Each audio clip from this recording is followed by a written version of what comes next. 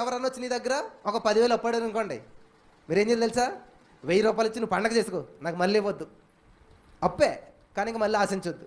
నిజంగా దేవుడు వాళ్ళని బ్లెస్ అయితే ఇచ్చే తీసుకోండి, కానీ ఆశించి ఇచ్చేటువంటిది కాదు క్రైస్తవుడు ఇచ్చే అప్పు. ఫ్రీగా ఇచ్చేసేయండి. ఈ సూత్రం తెలుసుకున్నాక నేను నా లైఫ్లో నేను ఎంత అద్భుతాలు చూశానంటే హ్యాపీగా నిద్రపోవచ్చు అనమాట. నిజంగా వాళ్ళు ఇస్తారని చెప్పించి ఎంతో నష్టపోయాను నేను. వింటున్నారా? ఇవి చాలా లైఫ్ ప్రిన్సిపల్స్ అనమాట, జీవితానికి ఉపయోగపడే సూత్రాలు. ఈ సూత్రాలు మీరు పాటించిన రోజున దేవుడికి మహిమ వస్తుంది. మీరేమో డబ్బులు ఇచ్చి మళ్ళీ అందరు ఫాస్ట్కి పోయి సాయి గారు వాళ్ళకి డబ్బులు ఇచ్చని ఇవ్వట్లేదు, ఇదో పెద్ద సమస్య.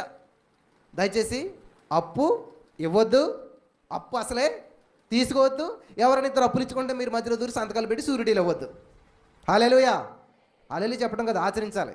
అందరూ హల్లెలూయా చెప్తారు, కానీ మళ్ళీ ఇంటికి వెళ్ళి కాదండి పరిస్థితి ఇలా ఉందండి, ఇంకా వాళ్ళ పరిస్థితి చూసి జాలేసిందండి, తర్వాత నీ మీద జాలిపడేవాడు ఎవడుంటాడు. జాగ్రత్త.